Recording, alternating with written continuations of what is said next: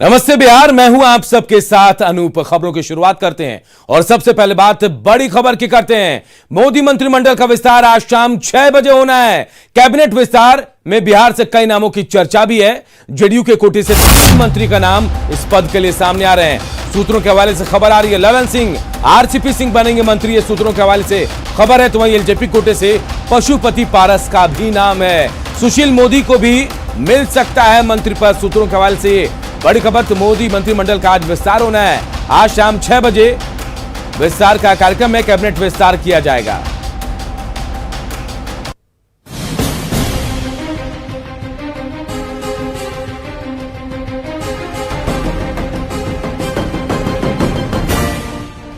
प्रधानमंत्री नरेंद्र मोदी के नए कैबिनेट सहयोगियों के नाम करीब करीब तय हैं।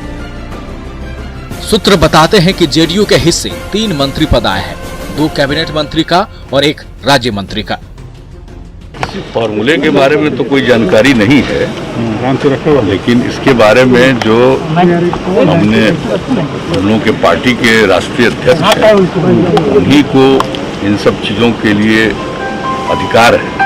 जो कुछ भी अधिकृत वही है, बातचीत करके जो कुछ भी होना है उसी के हिसाब से होगा। कैबिनेट मंत्री की रेस में जेडीयू कोटे से जो 2 नाम सबसे आगे हैं, वो जेडीयू अध्यक्ष आरसीपी सिंह का और मुंगेर सांसद ललन सिंह का है।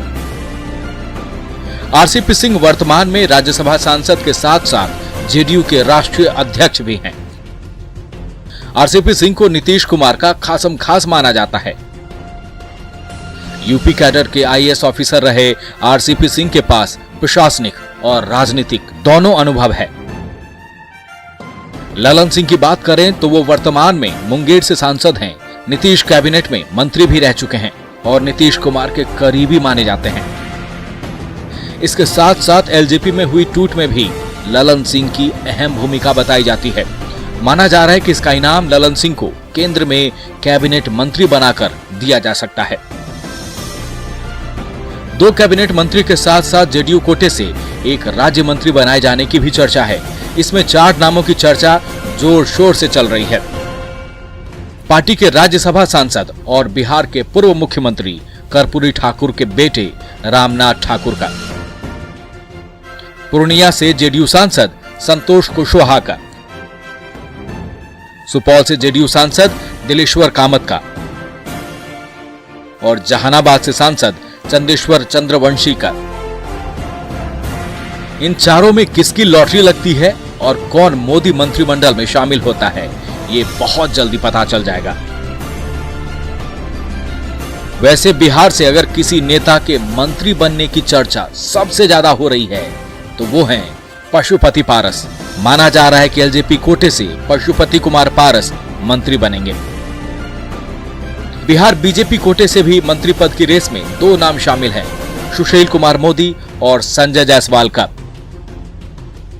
हालांकि माना जा रहा है कि 11 सालों तक बिहार सरकार में उप मुख्यमंत्री रहे और वर्तमान में पार्टी के राज्यसभा सांसद सुशील मोदी का पलड़ा ज्यादा भारी है। हालांकि जब इस बारे में सुशील मोदी से सवाल हुआ तो उन्होंने चुप्पी साध ली।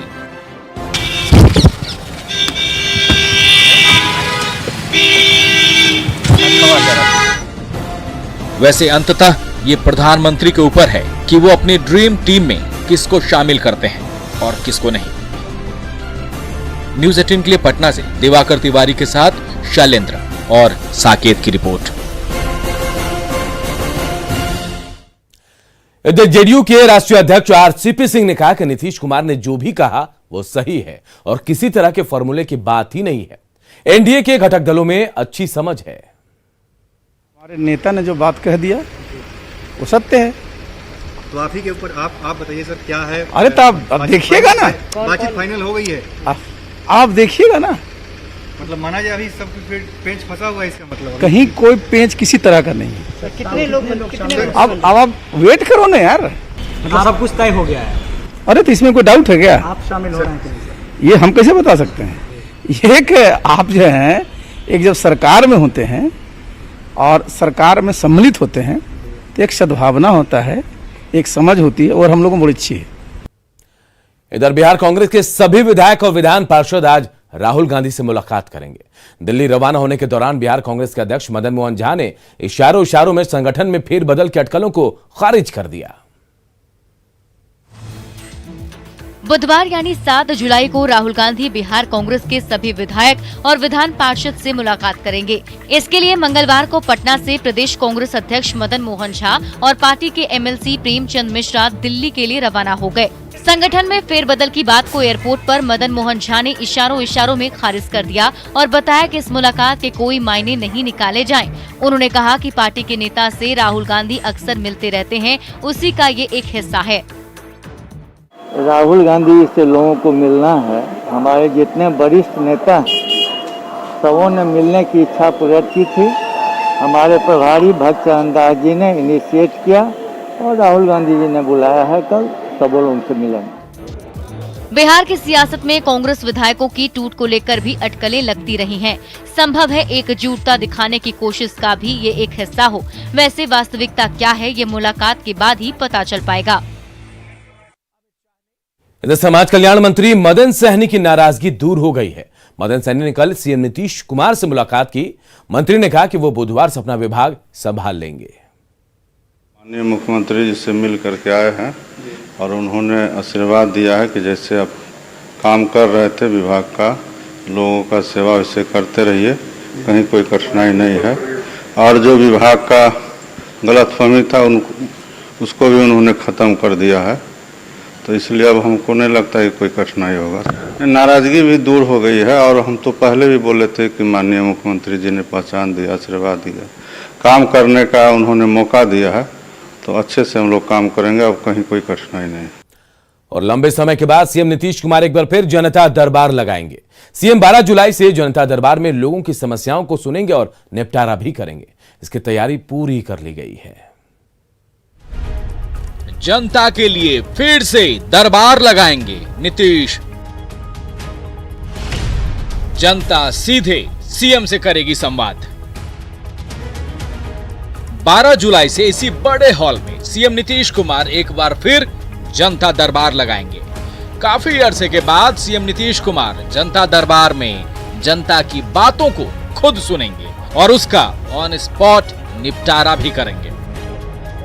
इस चुनाव के बाद हमने ऐलान कर दिया था कि जनता के दरबार में मुख्यमंत्री का कार्यक्रम फिर करेंगे। अब हम तो और पहले से करते, ऐसा कोरोना का दौर चला कि जिसके चलते बाधा हुई, लेकिन अब फिर इसी सप्ताह से, इसी महीने से अगले सोमवार से ये सब काम हम शुरू करने वाले हैं। ये सब हमने सब कुछ देख लिया है, एक एक चीज बता दिया है। जनता दरबार के लिए 4 केजी के अहाते में ये बड़ा हॉल बनाया गया है। जनता दरबार सप्ताह में हर दिन सोमवार को आयोजित किया जाएगा, जिसमें कोविड प्रोटोकॉल का हर हाल में पालन करना होगा। हम लोग मुख्य रूप से सिक्योरिटी पॉइंट ऑफ व्यू से देख रहे हैं और दूसरा क्राउड मैनेजमेंट और जो कोरोना की गाइडलाइन है उसका अनुपालन सुनिश्चित हो सके, सोशल डिस्टेंसिंग और बाकी गाड़ियां जो आएंगी उनकी पार्किंग की व्यवस्था। और हम लोगों का प्रयास यही है कि जो भी परिवादी यहाँ आएंगे लोग, उनको असुविधा नहीं हो किसी प्रकार की। साल 2006 से 2016 तक जनता दरबार का आयोजन होता था। बिहार में लोक शिकायत निवारण अधिकार कानून लागू करने के बाद मुख्यमंत्री ने जनता दरबार में मुख्यमंत्री कार्यक्रम को स्थगित कर दिया था, लेकिन अब एक बार फिर मुख्यमंत्री जनता दरबार लगाने जा रहे हैं। न्यूज़ 18 के लिए पटना से शैलेंद्र कुमार की रिपोर्ट। कोरोना की दूसरी लहर की वजह से बिहार में कई परिवारों को नुकसान उठाना पड़ा। इस दौरान कई लोगों को अपने परिजनों को खोना भी पड़ा है। ऐसे में दधीची देहदान समिति लोगों की मदद के लिए अब आगे आई है। राज्यसभा सांसद सुशील मोदी ने कहा कि कोरोना से जिस बच्चे के पिता की मौत हो चुकी है, दधीची देहदान समिति उनके लिए काम करेगा, उनको आर्थिक मदद दी जाएगी। ऐसे बच्चों को शिक्षा और भरण पोषण के लिए समिति हर महीने 500 रुपए की मदद करेगी। पूरे देश में यह अकेली संस्था है दधीची देहदान समिति जिसने 1000 बच्चों का भरण पोषण करने का जिम्मा अपने ऊपर लिया। जब 1000 बच्चों को 500 रुपया प्रति माह 3 साल तक उनकी हम सहायता करेंगे। और हम लोगों ने ये तय किया कि हम कोई चंदा नहीं लेंगे। पूर्व मंत्री और आरजेडी विधायक तेज प्रताप यादव की तबीयत अब ठीक है। डॉक्टरों के मुताबिक शरीर में दर्द और माइल्ड फीवर की शिकायत थी, जो अब सामान्य है। उन्होंने कहा कि कोरोना टीका के चलते ऐसा होता है और चिंता की कोई बात नहीं है। तेज प्रताप की तबीयत मंगलवार की शाम को बिगड़ी थी। डॉक्टरों ने कहा कि तेज प्रताप को सांस लेने में किसी तरह की कोई समस्या नहीं है। कुछ नहीं, बदन में दर्द है, थोड़ा फीवर ऐसा है, फीवरिश है। और वैक्सीन लिए है, वैक्सीन में तो होता ही है थोड़ा। वैक्सीन तो लिया तो 4 दिन, वैक्सीन लिए तो 4-5 दिन हो गए। 4-5 दिन गैस होता है उसमें। ये वैक्सीन का इफेक्ट माना जाता है? हाँ, वैक्सीन का तो माना जाता है, उसमें होता है। टेम्परेचर इनका कितना है? टेम्परेचर कितना है? टेम्परेचर अभी बहुत माइल्ड सा, बदन में दर्द खाली है। सांस लेने में कोई तकलीफ वगैरह नहीं? सांस लेने में कोई तकलीफ नहीं है, खांसी नहीं है, कुछ नहीं है, खाली माइल्ड बॉडी एक है। स्थिति सामान्य है कुल मिलाकर? हाँ, सामान्य है, बिल्कुल। पटना का सबसे बड़ा नाला मंदिरी नाले को ढककर इस पर सड़क के निर्माण का रास्ता साफ हो गया है। पथ निर्माण मंत्री नितिन नवीन ने इसकी जानकारी दी। उन्होंने कहा कि इसे लेकर उलझन को दूर कर लिया गया और सरकार ने इसकी स्वीकृति भी दे दी है। अनुभव हो रहा है कि बहुत दिनों से जो डिमांड था मंदिरी वासियों का, वो डिमांड पूरा हुआ। 67 करोड़ की ये जो योजना है, इसमें पूरे ड्रेन को पाटते हुए रोड का निर्माण किया जाएगा और ये स्मार्ट सिटी के अंतर्गत लिया गया है, यानी पूरे लाइटिंग और पूरी तरह से इसको कनेक्टिविटी के साथ देखा जा रहा है। नालंदा के दीपनगर थाना क्षेत्र में छेड़खानी का विरोध करने पर बदमाशों ने एक व्यक्ति की गोली मारकर हत्या कर दी। घटना के बारे में बताया जा रहा है कि दीपनगर थाना क्षेत्र के गोरधोवा गांव के रहने वाले अनुज यादव की पत्नी के साथ कुछ लोग छेड़खानी कर रहे थे। जब उसने विरोध किया तो गोली मारकर उसकी हत्या कर दी।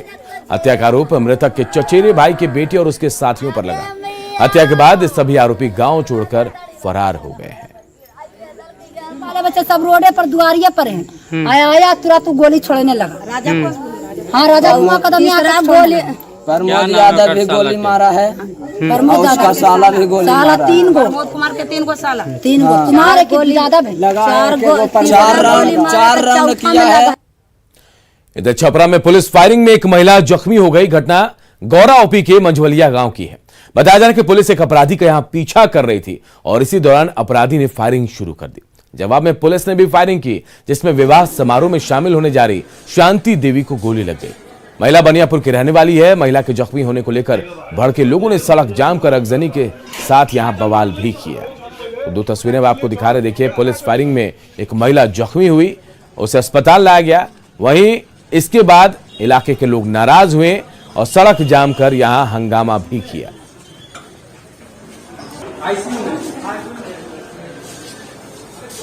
बारात जा रहा था, वही क्रम में हुआ है। कौन लोग मारा है वो? थाना बड़ा बाबू। क्यों, क्या हुआ अचानक? अचानक क्या, अब हम क्या जानते हैं। वो ऐसे हुआ, उसके बाद में गोली लग गया। सीधे आके फायरिंग कर दी? हाँ, सीधा एकदम आके लग गया सीना में गोली। किनको लगा है गोली? हमारे फुआ को। तो बड़ा बोले कि राजस्व जा रहा है, पहले का क्रिमिनल है सर, तो उसी का पीछा कर रहे थे वो लोग। तो हम बाद में पहुंचे तो देखे पूरा भीड़ है, तो पता चला कि एक औरत की गोली लग गया। तो हम एक गाड़ी रोके, कुछ जाने न सुने, उसको उठाया गोदी में, वो बैठा गाड़ी पर लेकर के चले आए सर हम। पटना में बीएसईबी का एक कर्मचारी, मेडिकल रिप्रेजेंटेटिव और दारोगा का बेटा मिलकर शराब का रैकेट चला रहे थे। बुद्धा कॉलोनी पुलिस ने तीनों को गिरफ्तार कर लिया और साथ ही भारी मात्रा में उनसे शराब भी बरामद की है। ये तीनों किराए का मकान लेकर शराब का धंधा कर रहे थे। पुलिस के मुताबिक तीनों मिलकर लंबे समय से शराब का ये धंधा कर रहे थे। 2 तस्वीरें देखिए शराब रैकेट का। पहली तस्वीर देखिए, खुलासा हुआ और पुलिस के गिरफ्त में कैसे ये तीनों धंधेबाज आए। दारोगा का बेटे के साथ एक मेडिकल रिप्रेजेंटेटिव और बीएसईबी का कर्मचारी भी इस धंधे में शामिल था। जहां शराब बंदी है बिहार में, वहां ये शराब का रैकेट चला रहे थे और लंबे समय से उनका यह धंधा चल रहा था। 3 आदमी गिरफ्तार हुए हैं। एक एमआर हैं, एक परीक्षा बोर्ड के असिस्टेंट और एक बैंक के स्टाफ है। तीनों लड़का दारू के साथ पकड़ाए हैं टोटल, और लगभग 18 बोतल दारू है और 43 खाली बोतल मिला है। ये लोग दारू का बिजनेस करते हैं। इनको मंदिरी में अजय कुमार के घर में किराया के रहता था, उसमें गिरफ्तार किया गया। इधर बेगूसराय में उत्पाद विभाग की टीम को बड़ी कामयाबी मिली। एक ट्रक से 500 कार्टन अवैध विदेशी शराब उन्होंने जब्त की है। हाल की कार्रवाई के दौरान तस्कर मौके से फरार हो गए। लाखों थाना से महज 50 मीटर की दूरी पर उत्पाद विभाग की टीम ने ट्रक को जब्त किया। बरामद विदेशी शराब की कीमत करीब 50 लाख रुपए बताई जा रही है। जब्त शराब हिमाचल प्रदेश में बना हुआ और यूपी नंबर ट्रक से उसकी तस्करी की जा रही थी।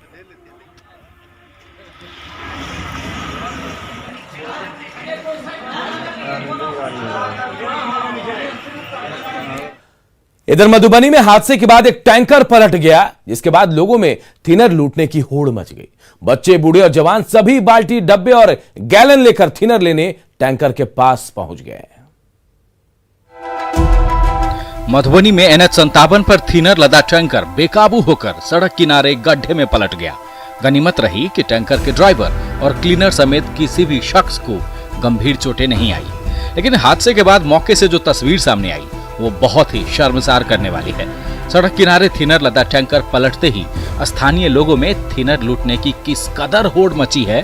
प्लास्टिक की बोतलें, बाल्टी, डब्बा, गैलन या फिर ड्राम, जिसे जो मिला उठाया और टैंकर की टोंटी से थिनर की लूट शुरू कर दी। घंटों तक ये लूट मची रही।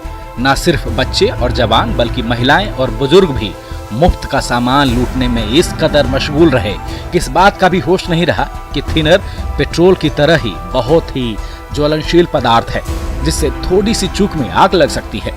बताया जा रहा है कि थिनर लदा ये टैंकर पश्चिम बंगाल के कोलकाता से बिहार के नवादा जा रहा था। पुलिस फिलहाल पूरे मामले की तफ्तीश में जुटी है। इधर किशनगंज में वक्फ बोर्ड की जमीन पर बने दुकान के विवाद में मारपीट का मामला सामने आया है। आरोप है कि वार्ड आयुक्त अब्दुल्ला ने दुकान चला रही महिला के साथ मारपीट और गाली गलौज की, लेकिन शिकायत के बाद भी पुलिस ने कोई कार्रवाई नहीं की।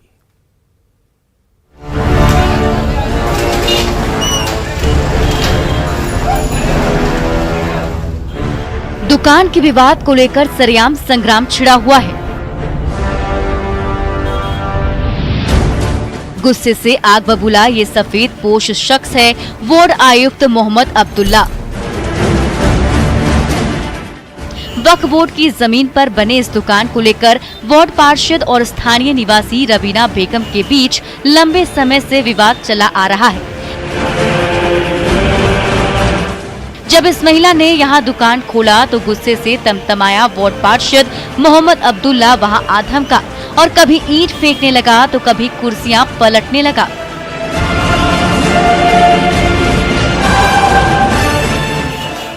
आके पूरा खुलेआम हमारा दुकान आके गाली गंदा गंदा गाली देना शुरू कर दिया और दे वो क्या सारा सामान मेरा उठा कर फेंक दिया। हम रोकने का कोशिश किए तो हमको गला दाब के मारने का कोशिश किया।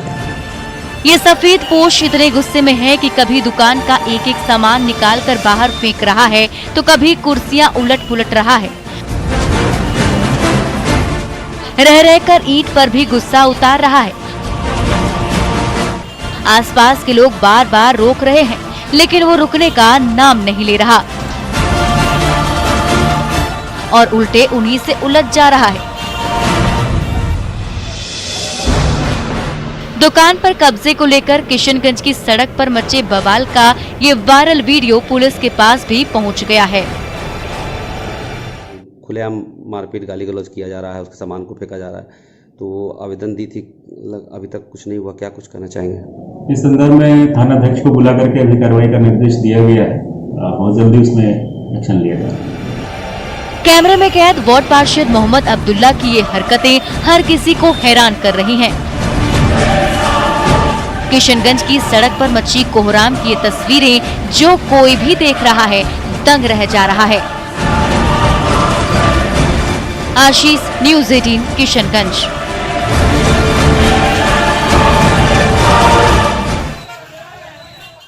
मुजफ्फरपुर में बेनीबाद ओपी बाढ़ की चपेट में आ गया है। थाना परिसर के साथ साथ दफ्तर में भी बाढ़ का पानी घुस गया है।